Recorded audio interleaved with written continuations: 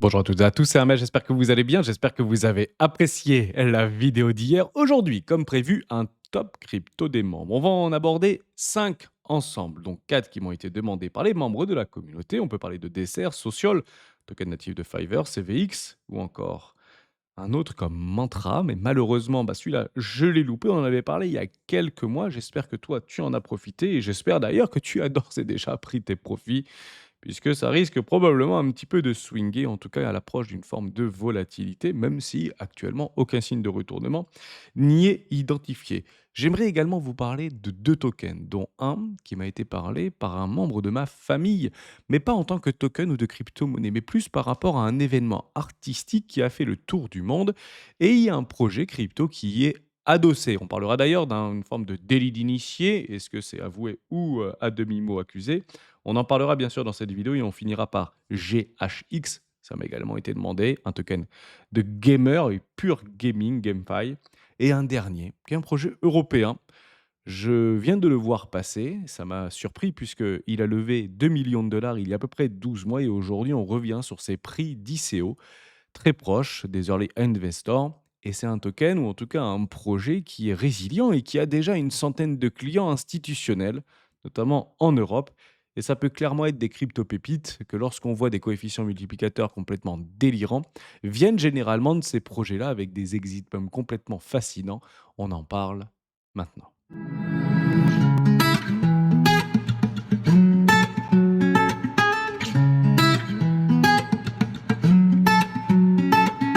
Mais avant de commencer, je vous invite toujours à rejoindre Discord des rois du marché. Vous trouverez le lien dans la description. À l'intérieur, une documentation qui s'appelle la stratégie des 4 rois. N'hésitez pas à l'utiliser, vous en imprégner, vous en inspirer pour vous aussi trouver votre propre style d'investissement, que ce soit sur le court, moyen, long terme, voire très long terme. Et si vous ne voulez pas passer par le Discord, vous avez à disposition le site lesroisdubitcoin.com avec tout le contenu que nous proposons à l'intérieur de la communauté, entre l'académie, l'initiative, les différents partenaires et toutes les dernières vidéos que vous trouverez ici et qui y sont agrémentées. Et vous pouvez la télécharger ici, sur ce petit point jaune.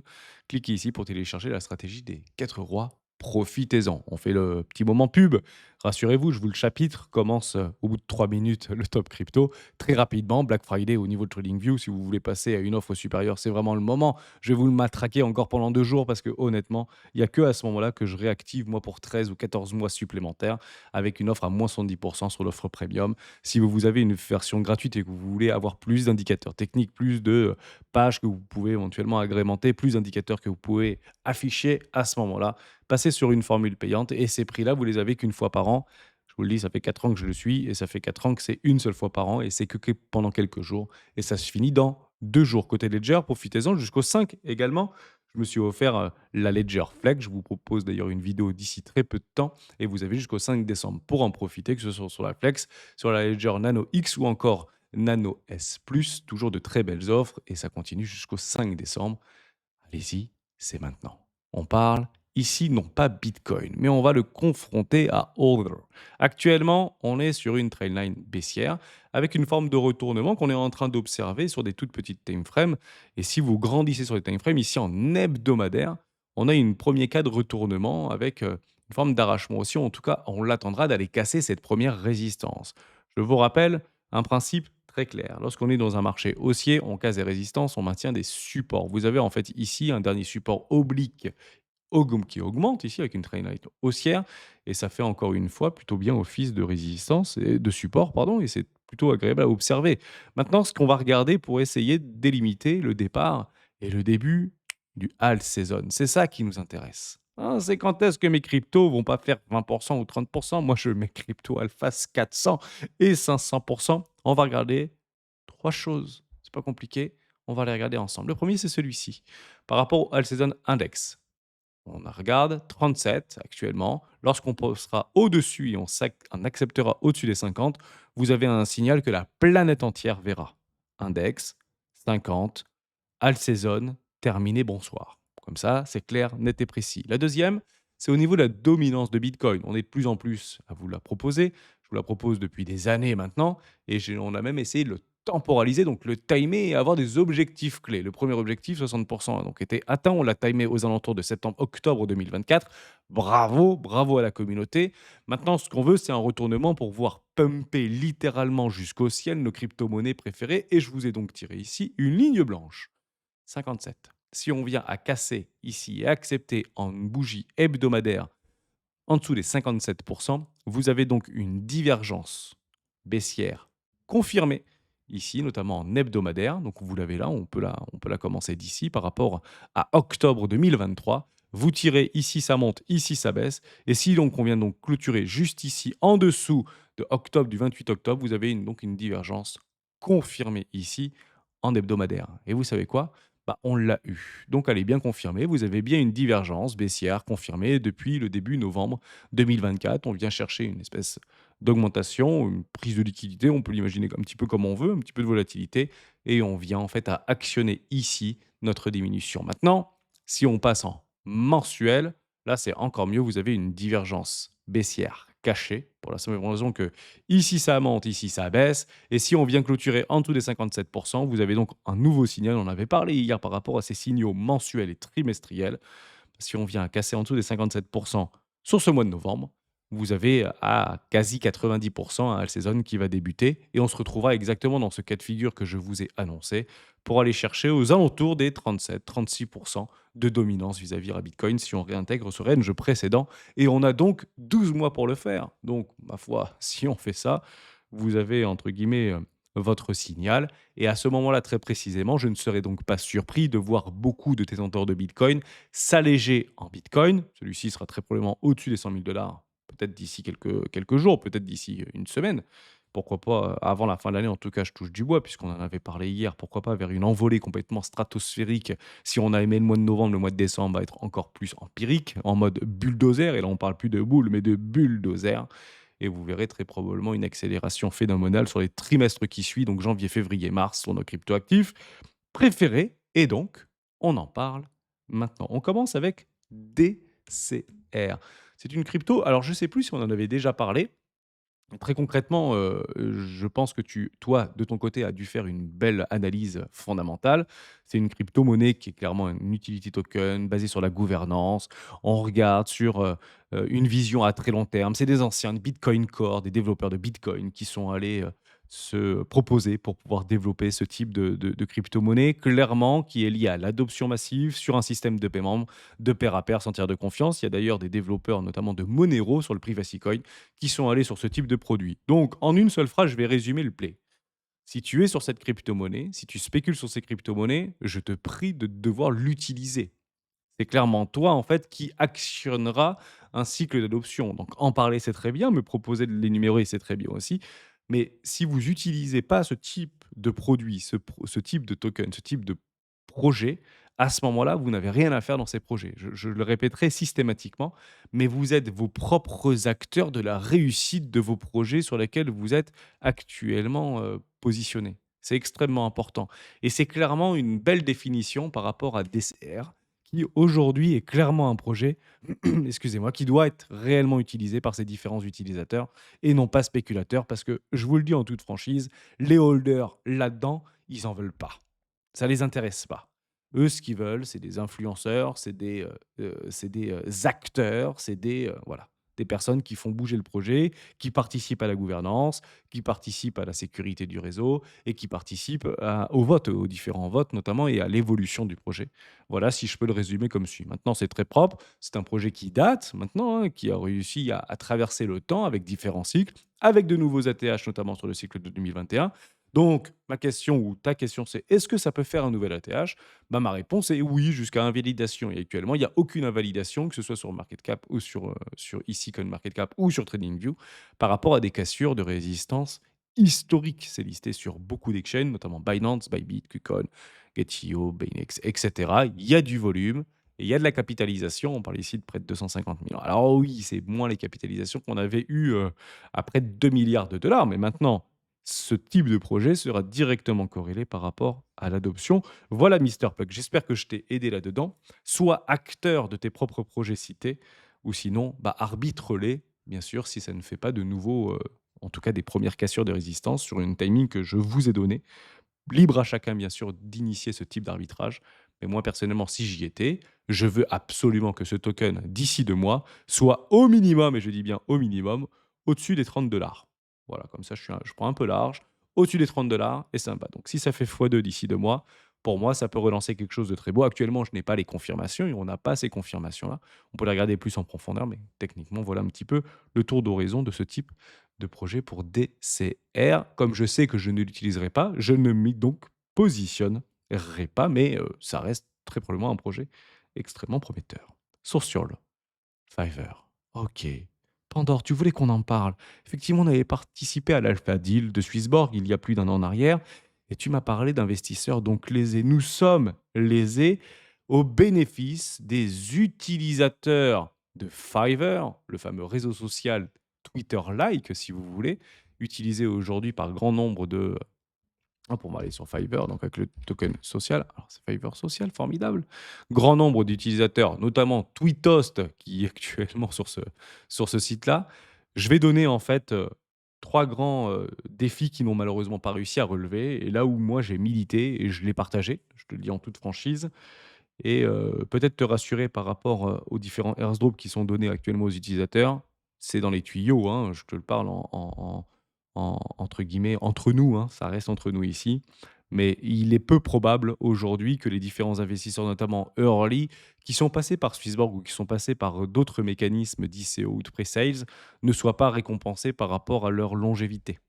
Donc il est très probable que des mécanismes d'airdrop, comme ça avait déjà été initié sur différents projets, hein, bien avant Fiverr bien évidemment, pour récompenser les holders, en tout cas fidéliser les holders des premières heures qui ont participé en tant que early, soit droppés. C'est pas quelque chose de nouveau, c'est quelque chose qui très probablement sera fait parce qu'il y a encore des tokens qui sont actuellement bloqués tout simplement. Donc soyons patients, mais c'est pas là-dessus qu'il faut compter. C'est pas parce que le truc qui se casse la tronche qu'il fait: «Ah bah, donnez-moi un airdrop parce que je suis pas d'accord pour perdre». Évidemment, on achète des promesses. Ensuite, les promesses doivent devenir des preuves. Et aujourd'hui, est-ce que la preuve est au rendez-vous? Est-ce qu'aujourd'hui, Fiverr est un réseau social qui est utilisé par une majorité de personnes? Est-ce qu'ils ont une croissance à 4 chiffres ou à 5 chiffres avec 10 000 d'augmentation en termes d'utilisateurs sur les 12 derniers mois? Je vais le dire en toute franchise, la réponse est non. La réponse est non. Alors oui, il y a eu des téléchargements, mais ici, je vois 100 000. Je vois pas 10 millions là. C'est pas un TikTok-like le truc. Ça reste OK.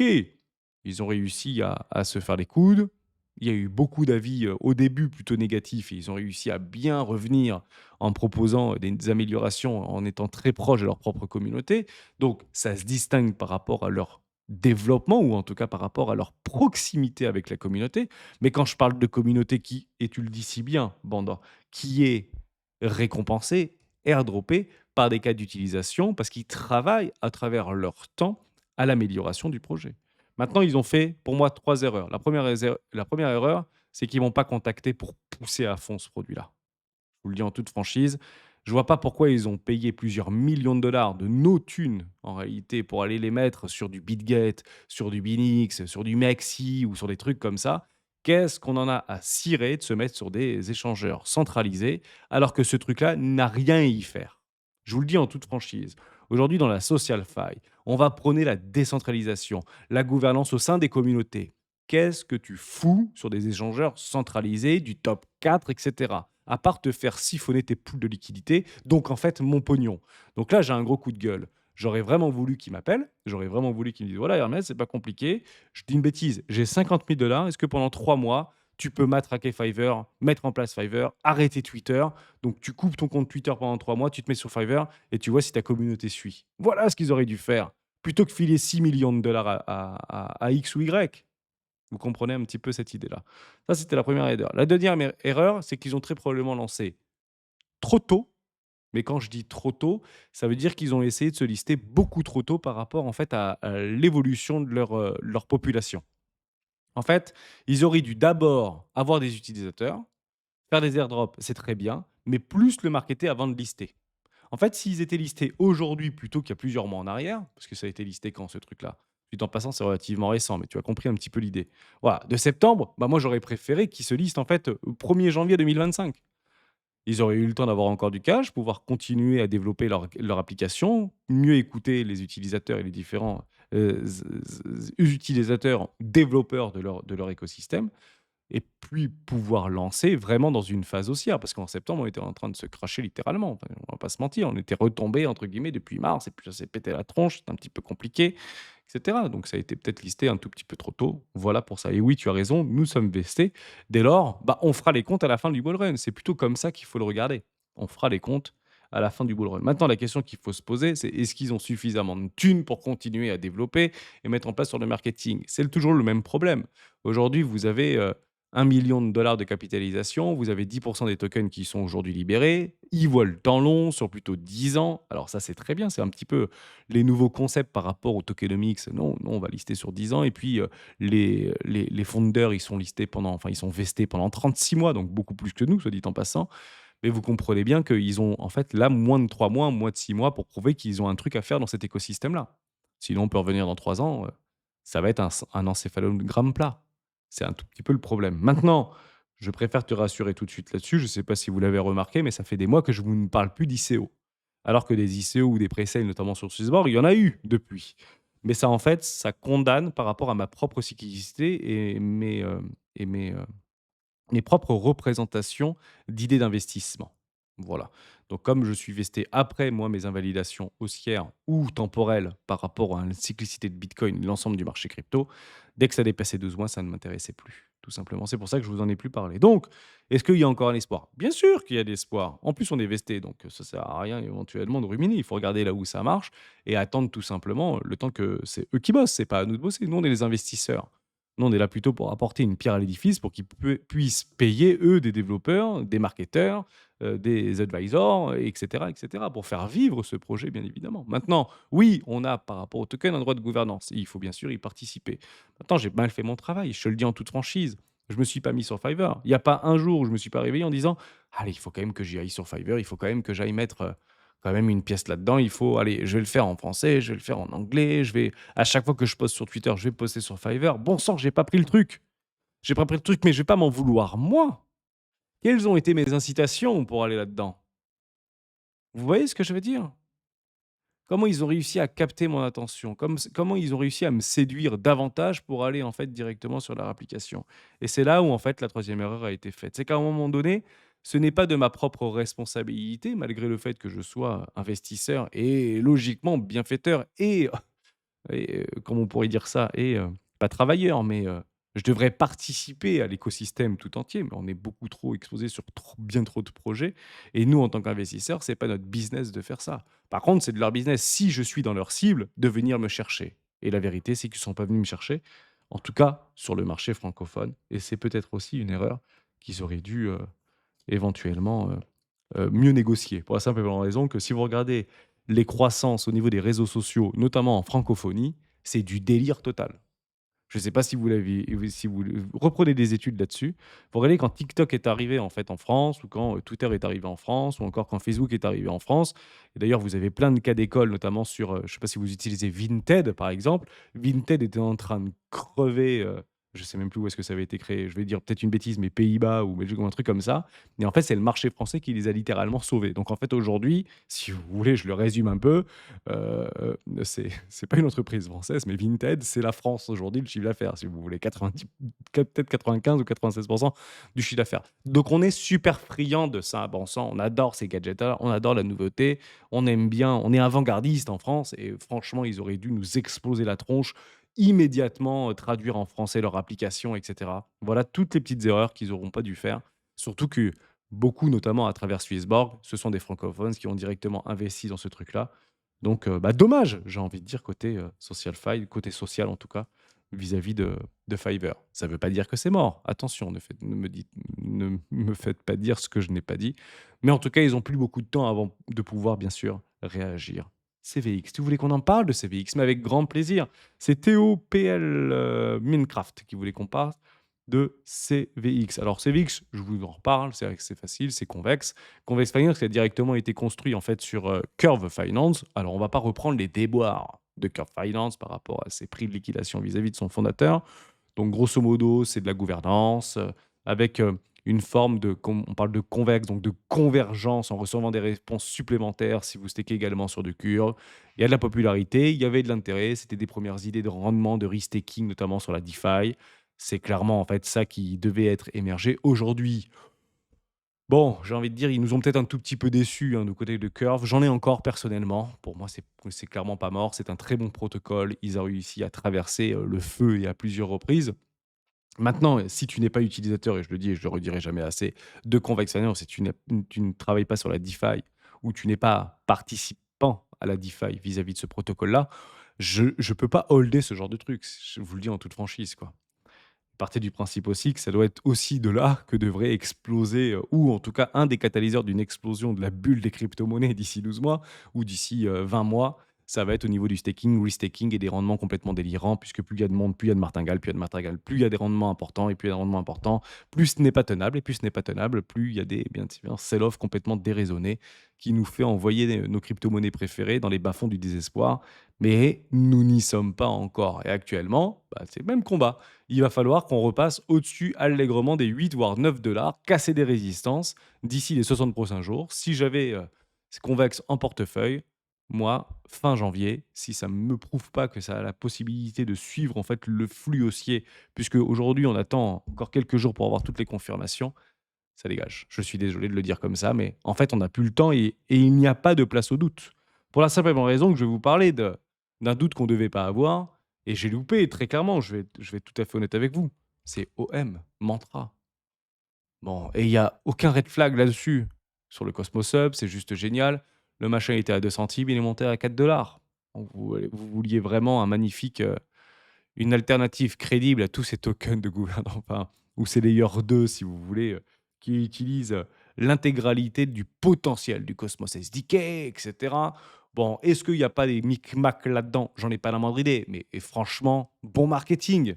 On va parler de Binance, ça marche avec 65 millions de dollars de volume journalier. Enfin, c'est complètement dingo. Honnêtement, j'en ai même vous m'en parlez régulièrement de ce token-là. Maintenant, bien sûr, moi, je sors en fait à ces niveaux de prix-là. J'ai pris des profits depuis très longtemps, je vous le dis en toute franchise.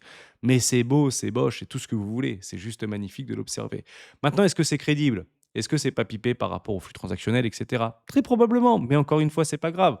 Pour une fois qu'on n'a pas un même coin et que c'est un petit peu différent, plutôt du côté des, comment je pourrais dire ça, de la DeFi. Voilà, on va plutôt revenir un petit peu dans l'idée, de c'est un petit peu comme AAV si vous voulez, hein. C'est du prêt, c'est du staking, du lending, entre particuliers. Voilà, c'est un AAV-like, plus scalable, moins de frais, moins de machin, plus de liquidité, tout ce que vous voulez. C'est formidable, le machin, il éclate littéralement en l'air et il utilise une blockchain que j'affectionne particulièrement qui s'appelle Cosmos.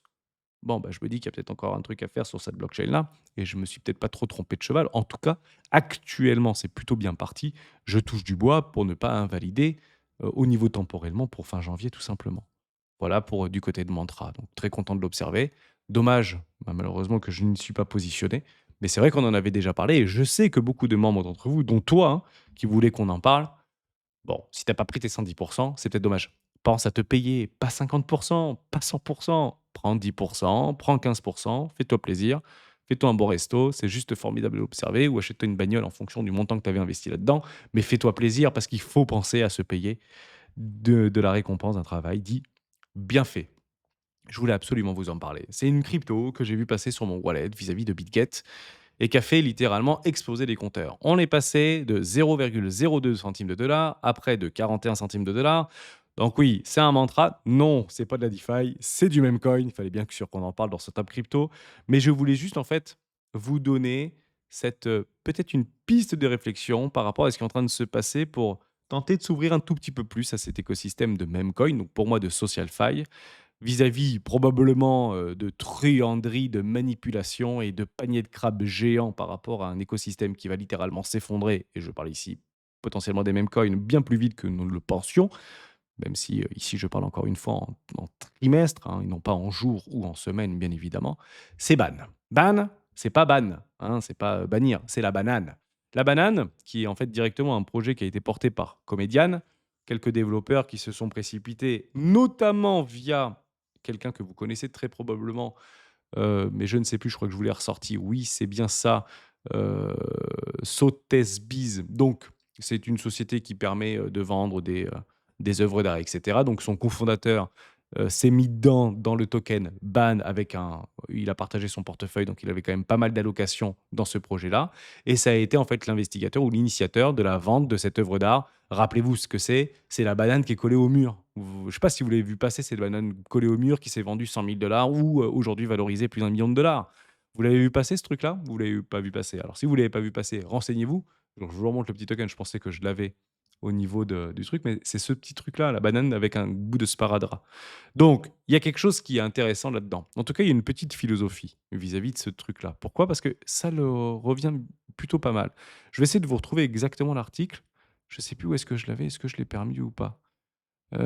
Non, ça, c'est par rapport à son adresse, donc on s'en fiche. OK, délit. Mais c'est évident qu'il y a du délit initié là-dedans. Le mec, il essaie de se refaire de la thune. Son truc aux enchères, ça marche pas. C'est pas du eBay non plus.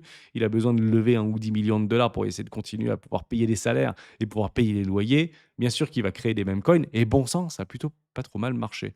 Je ne vous le retrouve malheureusement pas, ce truc-là. Je suis vraiment désolé. Mais grosso modo, la question qui se posait à ce moment-là, très précisément, c'était de savoir si la valeur de quelque chose était par rapport à l'objet qui était représenté, par rapport à l'intérêt qui était donné vis-à-vis de ce même projet, ou c'était, je sais plus quoi. Je trouvais ça intéressant en termes de philosophie, qui représente plutôt pas trop mal les mêmes coins. Je suis désolé de ne pas le retrouver. J'aurais dû peut-être le noter, parce que ça représente plutôt pas mal, d'un point de vue physique, cette banane. Je le résume comme ça, cette banane collée au mur, c'est en fait la représentation la plus fidèle de la représentation du même coin digitalisé. C'est exactement ça. Qu'est-ce qui nous plaît là-dedans? Posez-vous la question, parce que c'est quand même relativement fascinant. Bon, je n'y mettrai pas 1,5 million de dollars, mais aujourd'hui, c'est par rapport à sa popularité qui donne un élan assez, assez démesuré. Mais j'aimais bien aimer par rapport à la denrée périssable, parce qu'en fait, beaucoup pensent à ça. Oui, mais ta banane, tu la colles au mur, mais dans 3 mois, elle est périmée, elle va commencer à moisir, elle va commencer à pourrir, donc elle sera beaucoup moins intéressante. Et vous voyez, c'est un petit peu comme les mêmes coins. Oui, mais ton même coin, peut-être dans 3 mois, il va commencer à être vendu, donc il n'y aura plus aucun intérêt, parce qu'au fond, il n'y a aucun intérêt à avoir un même coin, donc il va finir à zéro, donc il va pourrir en fait ton même coin. J'ai trouvé ça extrêmement intéressant en termes de philosophie. Donc je vous laisserai tout simplement, je jette non pas une bouteille, mais une banane à la mer pour essayer de vous renseigner un petit peu sur ce token-là, BAN, qui aujourd'hui s'est littéralement effondré, hein, parce qu'il était passé à 45 $, mais il est tombé à 13.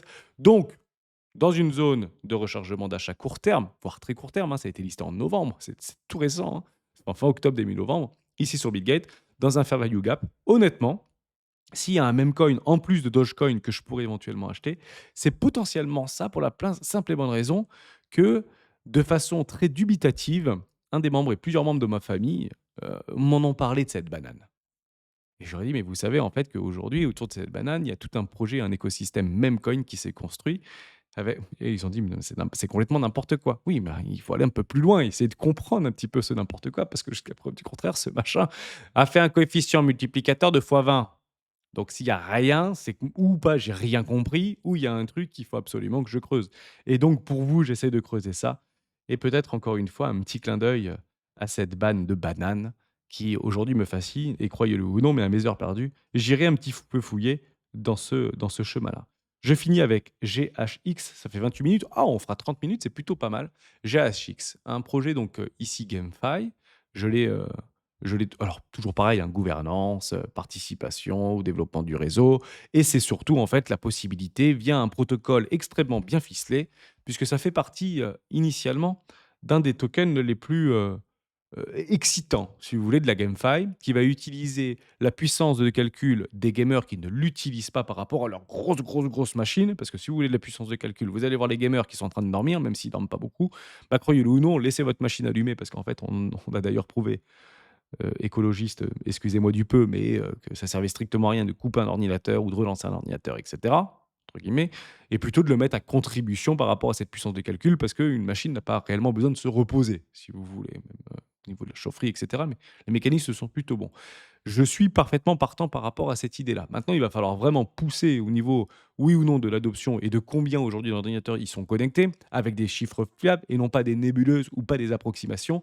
Si je dois investir moi personnellement dans ce type de produit, et je vous le dis franchement, on est avant-gardiste parce que la GameFi actuellement, c'est clairement pas la Bérésina. Je vous le dis franchement, c'est pas une adoption qui va probablement être faite sur ce cycle-là. Au niveau de la GameFi, ce sera très probablement dans 4 ans. Mais ça peut être intéressant d'en profiter parce que les meilleurs projets de dans 4 ans sont très probablement là et devront être exprimés en termes de valorisation, voire d'action de prix. Donc c'est clairement des projets qui peuvent avoir des coefficients multiplicateurs complètement délirants. Si tu veux faire un fois 50 là-dessus, techniquement, c'est possible, si tu veux. Donc il faut bien le regarder et en plus, ça avait bien pumpé. Vous avez eu tous les arrachements haussiers. Bon sang, ce truc-là est haussier. S'il y a peu de trucs à 50 millions de dollars de capitalisation qui sont haussières, c'est pas évident de les trouver. Tu l'as bien vu, merci de nous en parler. Donc c'est clairement un projet que moi, je pourrais en fait swinger, si tu veux, en spot ici, donc pas de levier, mais je pourrais mettre une bonne bille là-dedans, notamment sur des profits qu'on a d'ores et déjà récupérés, pour essayer de pimenter un petit peu mon portefeuille ou mon fonds de portefeuille, pour essayer d'aller choper du coefficient multiplicateur. Donc tu as de toute manière toujours la même mécanique. Un, qui sont les investisseurs. Potentiellement, bah, il faut essayer de les retrouver. Est-ce qu'il y a des ICO, notamment en 2021, voire 2020? Où est-ce qu'ils en sont aujourd'hui? Est-ce qu'il y a toujours des holders qui sont les fondateurs? Bien évidemment, il faut regarder des interviews, il faut regarder pour voir si oui ou non ils sont visibles. Et surtout, est-ce que ces promesses de 2020, donc on le voit ici listé en 2021, mais c'est un projet qui doit dater de 2019-2020, est-ce que ces bons sens de foutues promesses ont été aujourd'hui concrétisées en termes de preuves? Si la réponse est oui, et si l'adoption y est, à ce moment-là, c'est un super play, quitte à l'acheter, c'est assez fou de le dire, mais 12 ou 13 fois plus cher. D'accord? C'est pas ici qu'on l'achète. Excusez-moi du peu. Ce n'est pas là qu'on l'achète, ce genre de truc. Si on est spéculateur, swing trader, si on veut vraiment profiter de le bull run avec un maximum de capital dans un minimum de temps, c'est clairement ici qu'on l'achète. C'est maintenant, en fait. Il n'y a pas d'autre solution si on vient de découvrir ce projet ou si on doit, entre guillemets, attendre que certaines preuves se mettent bien en place ou en tout cas une adoption se mette en place, mais plutôt propre à observer, bien évidemment. Voilà, donc je l'avais dit et je le redis encore une fois, c'est ces projets qui nous ont donné un magnifique élan de sobriété lors de mars-avril, sont très probablement et feront très probablement partie des projets qui auront les meilleurs coefficients multiplicateurs sur le début du all season. On en a parlé au début de cette vidéo. Je finis avec le dernier. Wiccan. On peut, bien sûr qu'on peut. Eh ben, allons voir si on peut éventuellement payer ce truc-là. Ça a été créé par Vincent Pignon, qui a d'ailleurs quitté le groupe il y a quelques semaines en arrière, en tout cas quitté la direction, qui est toujours membre du conseil d'administration, mais qui a quitté le truc. C'est aujourd'hui un truc qui avait été, alors un token qui avait été listé il y a quelques mois en arrière aux alentours, et d'ailleurs plutôt bien valorisé. Je pense qu'ils ont été un tout petit peu trop, trop petit peu trop confiant Weekend Group. Je les connais pas personnellement, hein, d'accord? Je les ai jamais contactés, mais juste je vais vous les montrer comme suit, puisque, plutôt sympa à observer. Donc je pense qu'ils ont juste été beaucoup trop gourmands par rapport au listing, puisque les premiers investisseurs, me semble-t-il, l'ont acheté à 0,00 quelque chose. Je peux peut-être le retrouver ici, me semble-t-il. 0 voilà, regardez, hein. Weekend Group lance désormais sa prévente publique, offrant à sa communauté une opportunité unique de précommande à 1 milliard de tokens au prix de 0,00085 avant une cotation en bourse du token Weekend prévue pour le premier trimestre 2024, 0,001. Mais on voit ici qu'il n'a pas été coté à 0,001, mais bel et bien été coté à 0,01. On faudra peut-être décoller de 3 minutes quand même. Donc, bien sûr, tout le monde est vesté, très probablement, et puis le token s'effondre littéralement pour retrouver en fait une forme, finalement, de latéralisation, même si c'est pas haussier, c'est plutôt baissier, aux alentours des 0,001, le prix en fait convenu initialement. Donc, quand vous voyez ça, c'est pas en fait un sauf qui peut, si vous voulez. C'est plus des poules de liquidité. Donc, notre pognon, si vous avez été investisseur, je ne suis personnellement pas investisseur de ce truc-là, et je me dis que bah, tant mieux, puisque vous voyez, je refais un petit parallèle par rapport à Fiverr, mais c'est aujourd'hui qu'on s'en intéresse. Pourquoi? Alors, même si Fiverr, il est quand même en décalage par rapport à notre prix d'un investissement, je crois qu'on est à moins 70% par rapport à la pré-sale, ce qui est complètement délirant, se dit en passant. Donc là, on se retrouve sur les early, si vous voulez. Il faut tout simplement attendre de casser encore une fois des résistances. On va tenter de maintenir les supports. Il y avait eu une réaction haussière plutôt intéressante, se dit en passant, à 0,011 et c'était monté à 0,026, donc un petit coefficient multiplicateur assez intéressant, près de 250% d'augmentation par rapport à ce fameux octobre 2024, donc c'est assez récent. Maintenant, il faut voir le tenir et faire une structure. Et s'il y a une structure, ça fait 1 million de dollars de capis, ce machin-là. Et ils ont déjà des clients. Et ça parle pas mal quand même. Donc on quitte la direction, ok, CEO de Wicam, fondé en 2015, avec tokenisation de l'industrie bancaire, etc. Donc si vous voulez, je vais le résumer un petit peu comme ça. Comme ça, on va pas se mentir. Ça me fait juste un petit peu penser par rapport à la construction même de ce projet-là. Attention, interdit de me mettre des mauvais commentaires. Mais c'est un peu le XRP européen, si vous voulez. On peut l'imaginer un peu comme ça.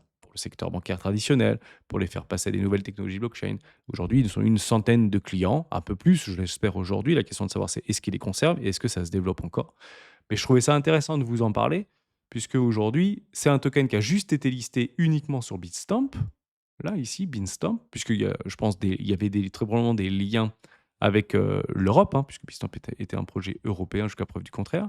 Et ça me fait penser un petit peu à XRP, au niveau de la construction même du projet.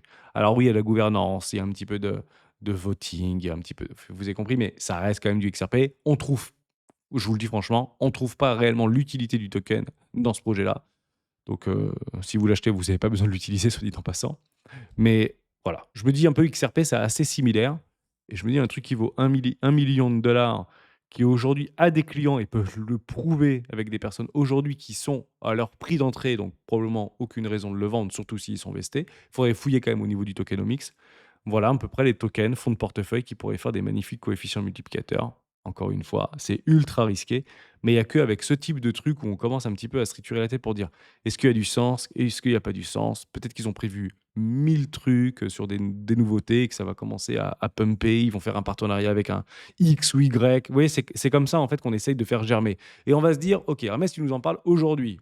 On n'en connaît ni Navdida dans ton truc, ça vaut rien, ça vaut 1 million de dollars. Et là, vous allez le voir à 130 millions. Et c'est à ce moment-là qu'on va en fait s'en rendre compte. Alors vous allez voir en fait un espèce de truc qui va partir tout de moon en fait. Ah, avec des grosses bougies. Bah oui, mais il a fait un partenariat avec Binance et puis il a fait un partenariat avec Bitget. Donc quand je vous parle de l'initié, mais c'est tous les jours sur cet écosystème de crypto-monnaie, bien évidemment. 97% des flux et des transactions sont faits offshore. Et croyez-le ou non, mais avant d'aller vous rattraper, hormis Gary Gensler qui demande 3 ou 4 milliards de dollars à CZ, ça ira pas beaucoup plus loin en réalité. Donc, c'est comme ça en fait qu'il va falloir essayer de se creuser un petit peu la tête. Si vous voulez aller décortiquer les dernières petites crypto-pépites, bah, je vous le dis franchement, va falloir bosser parce que aussi bien ce truc-là va mourir dans une semaine et demie, j'en ai pas la moindre idée. Mais c'est vraiment là-dessus qu'il va falloir actionner un petit peu les différents leviers. Donc il a fait le job, Monsieur Pignon. Il a mis 2 millions au niveau de sa sales. Est-ce que l'objectif a été atteint? Je n'en ai pas la moindre idée. Aujourd'hui, son token semble plutôt résilient. Un seul échangeur, Bitstamp, net, clair et précis. C'est pas du Fiverr qui a craché entre guillemets le chéquier avec mon pognon, soit dit en passant, pour aller se faire lister sur du Bitgate, sur du machin aujourd'hui. Je suis dégoûté par rapport à ça. Bon sang, mais redonnez votre pognon à la communauté, c'est eux qui vous font votre business. Ouais, bref, ça sert strictement à rien, hein. Bon bref, vous avez compris un peu votre Bybit. Qu'est-ce qu'on fout sur Bybit? Qu'est-ce qu'on en a ciré de Bybit? Bon, après, peut-être que les contrats avaient été signés avant qu'ils quittent la France. Regardez-moi, c'est filouterie quand même. Filouterie. Donc, je ne sais pas comment ils essayent de se redimensionner. Je parle un petit peu comme ça, à la va-vite, mais peut-être qu'ils ont décidé de se réorienter vers de nouveaux marchés émergents, etc. J'en ai pas la moindre idée, je l'ai un peu moins suivi, mais c'est clairement ce qu'il va falloir faire. J'espère que je vous ai aidé. Soyez vigilants, creusez et creusez encore. Et s'il vous plaît, si vous avez des petites crypto-pépites que vous avez surpondérées, soyez non pas holder, mais utilisateur et non pas spectateur de vos différents projets.